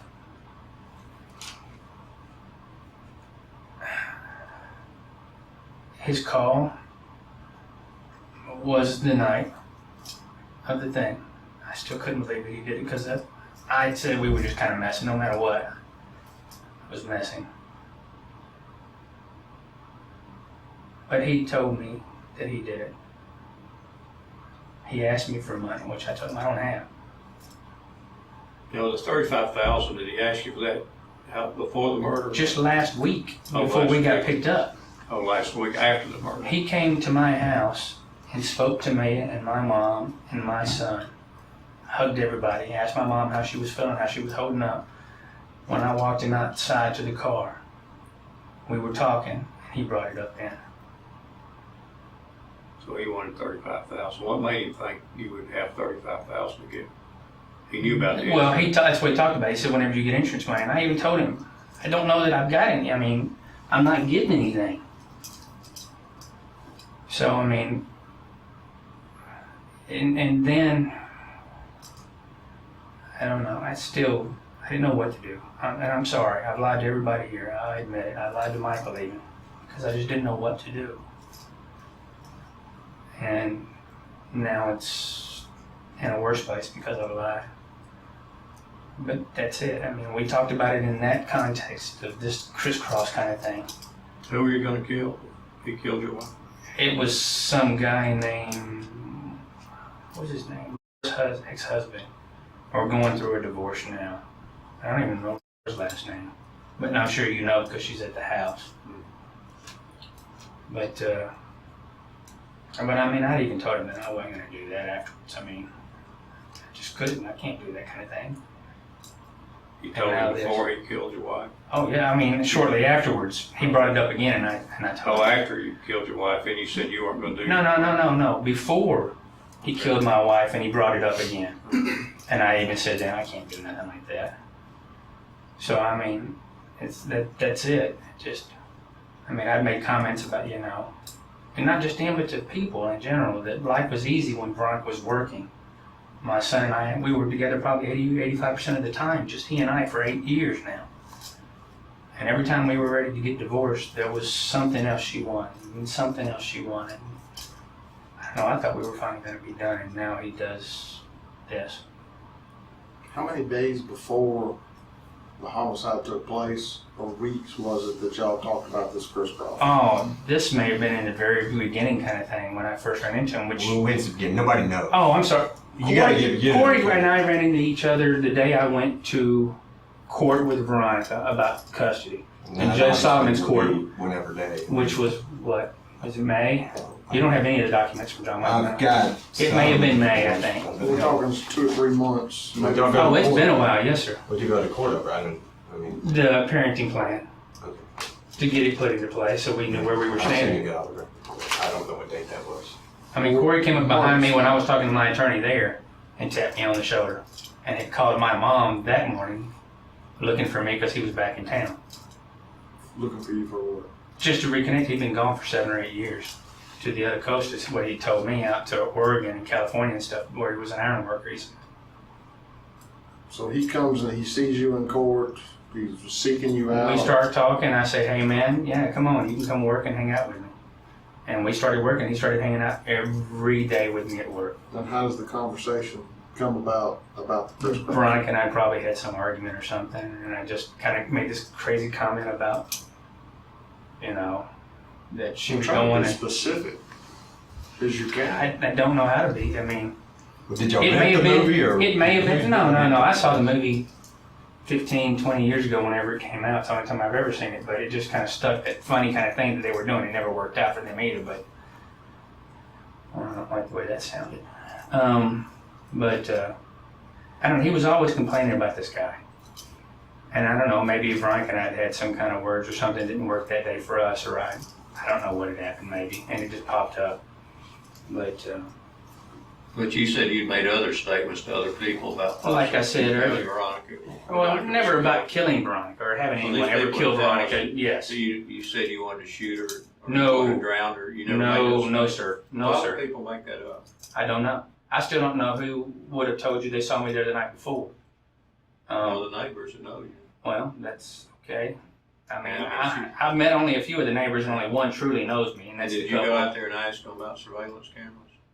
I talked to the neighbor out back when he was there one time, and I said, "Did you see anything?" They said they had some cameras out here. Did you see anything? I said, "I'm hoping," and I did. I even asked the other neighbors what they heard who were on the back porch, which are some that I was supposedly trying to work on their house for the VA, the black couple.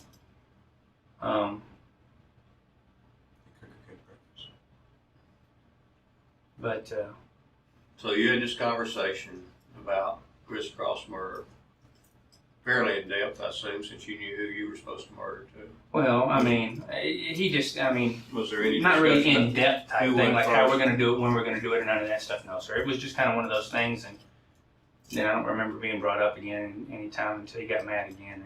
And then the day she's murdered, he calls you up and says it's done. Yes, sir, he did. And you all continue to talk after that. Yes, sir. What'd you talk about then? Work and everything else. He's concerned about as far as the murder. That's what. I mean, you're not telling me that this guy calls you up and says, "I just killed your wife." Well, It's done. And you thought, well, wait a minute, No, we were sir. only joking. And then you just proceed to talk about, well, let's meet at 9 tomorrow and put in some drywall. I mean, well, no, that sir. doesn't It make a lot didn't of work. sense. No, sir, it didn't work that way. weren't you in shock? Yes, sir, I That's wasn't. a In mother- fact, I didn't really that's a see mother Corey and for 3 or 4 child. days probably. And I wasn't stunned, and I was shocked. Why didn't you tell the police? Because that night, Crumbie and those guys scared me to death when they told me that no matter what. I didn't know what had happened. I didn't know who, but they actually said no matter what happened, no matter who it was coming to you no matter what. Well, when he called you up and said it's done, you knew who did it, right? I didn't believe, to be honest, I did not believe, and it may be, I did not So believe you it thought at it the was time. a coincidence that your wife's murdered and this guy who you had some kind of agreement to murder calls you up and says it's done the same No, exact sir, day? that she's day it murdered? happened, I was literally stunned. I mean, all I could think about was, how am I gonna tell my son that his mother died, which I did the next morning with my entire family there. That's all I could think about, was what I was gonna do with him and how it was gonna affect him and all that stuff. My son is the only thing in life that I ever really cared about, more than anything. I loved Veronica when we were together, but we were gone. So then he comes to you and asks for $35,000. Yes, sir. And he said what that was for. Well, he said he was gonna try and get out of the country. But I mean, did he say what you would have been giving him $35,000 for? You've had this conversation. No, sir. But at that point, I understood what he was asking when he asked. There's no doubt about that. He was wanting to get away. He said he had a friend in Atlanta that could give him a whole new identity. He was going to be gone. But you all continued to talk. Yes, sir. I did. And you met him at Home Depot, spent 2 hours or something with him. Shopping. Yes, sir. So you go shopping with a guy that's killed your I went- son's mother. Is that what you're going to tell the jury? I hate to say it, but yes, sir, I did. So in a way, you were relieved, evidently. One, I wasn't relieved, and I haven't been relieved that she's gone yet. It hurts every minute I think about it. And it hurts because it hurts everyone around that I can think of. There's so many people that this has affected. And that eats me up. It is killing me. I'm laying in there and I'm going, my God, how many people? Last night I started counting off people that I know that this affected just immediately. Was that the last conversation you ever had about it? Was the 35,000? Well, other than what we just talked about, what was happening to us. I mean, Well, I don't know about that. I mean, you gotta, I mean, he knows what he's been told, and it's kind of like me. You know, we're kind of operating and he doesn't know, so. we talked like he would ask, and I would kind of tell him what was going on.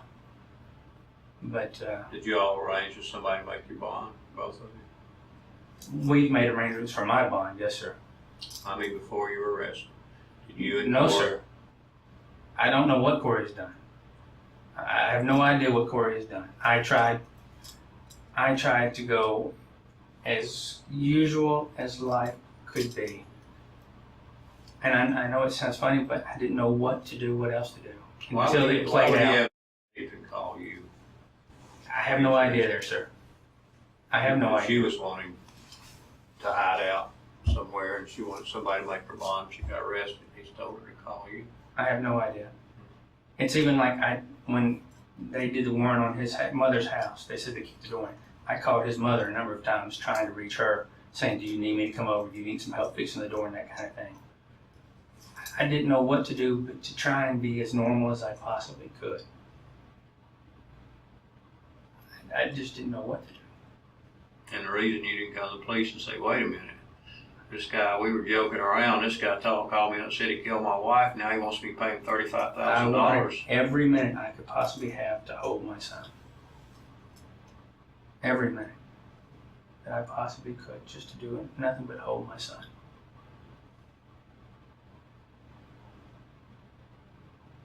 That's why I tried to maintain normalcy and keep the status quo going.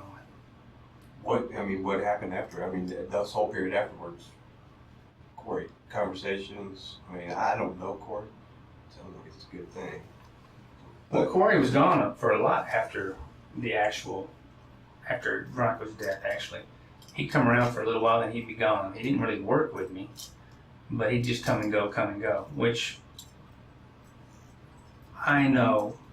I mean, I've seen enough TV shows and things and all that Well, kind of you just jazz. told us he worked 25 hours with you. No, before all this other. I owed him 2 weeks previously that he'd worked and helped me for about a total of about 25 hours. Corey came and went as he pleased. He told me, can I just hang out and work with you? And I said, yeah, I'll keep you some money out for what you do. And I probably paid him, $350 a week, depending upon what he did and what he accomplished. What did he tell you about what happened? How did he tell you that it went down? I know you talked about that. He started briefly, and I cut him off because I didn't want to know. What did he say briefly? He just said that he went in the house and she tried to run and that he shot her. I don't know how many. I mean, he never told me how many times or anything. I didn't know that until the morgue told me how many times she'd been shot. Or not the morgue, but the funeral home. But even before that, how did he find her? How did he know where she could pick up the trail at? I mean, Same place. Every Sunday we meet the same place exactly. was he ever Corey with knew you? what we did because, no, he's never been with me. But he knew what we did because, I mean, I told him even that morning, I said, hey, I'm going to get back now. How do you know where she And goes to church, and we all went to church, and that's where he goes to school and everything. So you talked to I mean, him that was even morning. before these other conversations. That particular morning, you talked to him and you said, hey, I'm going to pick up Yes, my boy. yes, sir. I'm on my way. He was telling me about this date he had, and we talked about the boys going to the movies. And he If made we no, No, told you sir. nothing about what was going to happen. No, sir. You But you pick up, clearly told him where you were going. Oh, absolutely. Yes, sir. and so you go pick up your son and you leave. You didn't see him? Did you see him around there? No, Did you sir. see him in passing or anything? We went, and the last thing we saw was my son and I went down Bradley Parkway, and his mother was going on the ramp going to 40. Mother, well, you gotta tell us what time and where, because. Oh, well, that was right at, I mean, I guess she came over maybe just before 12. Are you in No, this was, Hermitage, or are you in Thompson? well, she just dropped him off, and she usually did quarter to 12-ish, Oh, 12-ish, you're talking depending about upon who Veronica? she I thought you spoke. were talking about, are you talking about Veronica? I'm or talking you about Veronica, yes. Oh, okay. Sounds. Him his mother's Right, news. Right. exactly. Well, didn't know if you was talking about Corey or. So you pick him up, and you take off, and she heads her way. And we actually, you know, she was curving, and Benjamin saw her. We couldn't be better. She was halfway down the ramp You already. never saw Corey No, at sir. that point. No, sir.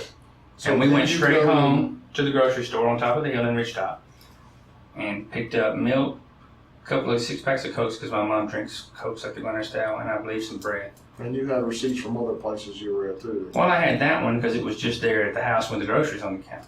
And then I had one where at about 1:30, 2 o'clock, we had a toilet upstairs that was running. I went to Springfield to the Lowe's to pick up a new tower to try and fix the toilet. That's not where it ended up being. And I had that one because it was just kind of sitting there too. Well, I mean, I've got a You box make it full of a practice receipts from of keeping everything. receipts. I've got a box full. Since the divorce started, I've got receipts all over the place. They're sitting on top of the dresser top. There's a box full of receipts from everything. So when when he's telling you about what happened, did he tell you did he say he saw you pick her up? Saw you pick No, up Benjamin? No, sir. He just told me that she put up a fight. And Why? That he shot her. Was he saying about anything else? I mean, that. He didn't tell me anything else about it. No, I mean, I'm just- talking about as far as his conversations and stuff that you. I mean, No, because we're out in at field. that point I just said it's done. Don't ever mention it again. I didn't want to hear nothing. What did he I say? mean, did he What say are you it? gonna Well, I do? mean, did he I'm sorry. mention his record or that he was somehow a criminal? I don't. I mean. Well, I mean, I'd heard stories over since this had happened that he'd done some other stuff, but he'd always gotten into trouble. Before that, I didn't know it. I didn't know Now, anything. this was a Sunday. You're going to pick up your kids. Yes, You're sir. going to have your son with you. Why on earth would he call you, gosh, what, 10, 12 times? In the morning, afternoon? Well, I think we only spoke like 4 times in the morning, and like I said, Only 4. well, I don't have anybody calls me 4 times on a Sunday. we do all the time. I mean, I speak to him, and I speak to Wow. some others. Well, he was telling me, I didn't talk to my Four. wife. Corey, I didn't talk to mine either that way. Corey is a player with the ladies, which everyone's already noticed. Corey had the ability of telling me these stories, and, you know, my life's pretty plain. So he liked to tell me because, you know, I go, oh my God, listen to that. The stories about how you get 2 girls at once or how you, whatever. And that's what he called. He told me about 2 girls he'd met from Bowling Green that night and was kind of giving me the lowdown in the story on that stuff.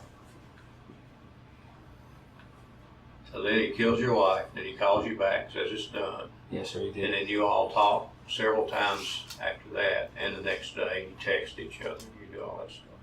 What were you talking about after he says it's done? And you've been notified, I guess your wife's body's been found. I don't remember speaking to him after that conversation again that night, though, to be honest. You know, Everything at that point was just kind of really weird. And that's when Crumbie and those guys picked me up and we went and talked. And I was there until, I think they dropped me off at home maybe 11-ish. Again, when they followed me back to the house. Plenty of time to tell him exactly what had happened though. Well, I don't, To tell Crumbie and them what you already knew. yes, sir, but I was scared to death and didn't know what to do. And it's like, I hate to say it, but I'm sitting here now. If you showed me all this stuff, my first thought is, I'm telling you something. He's got friends on the outside that he runs with. What if they're just like him now? He's been to my house where my mother is. He knows where my son is. I'm sitting here and I'm going, okay, he might not do anything. Of course, he's in jail. But I'm sitting here thinking to myself, what might happen now at this point? But I had told enough half truths, not knowing what to say. That I can't do it anymore. So you're saying you never paid him anything? If it wasn't for work, he didn't get anything. No, sir. And it was never. How did he come up with 35,000? I don't know. How do you know about the life insurance? Well, I guess maybe he just assumed. He'd asked once, and I said, I don't know, but I was going to check. So you're saying. Well, I'm just saying.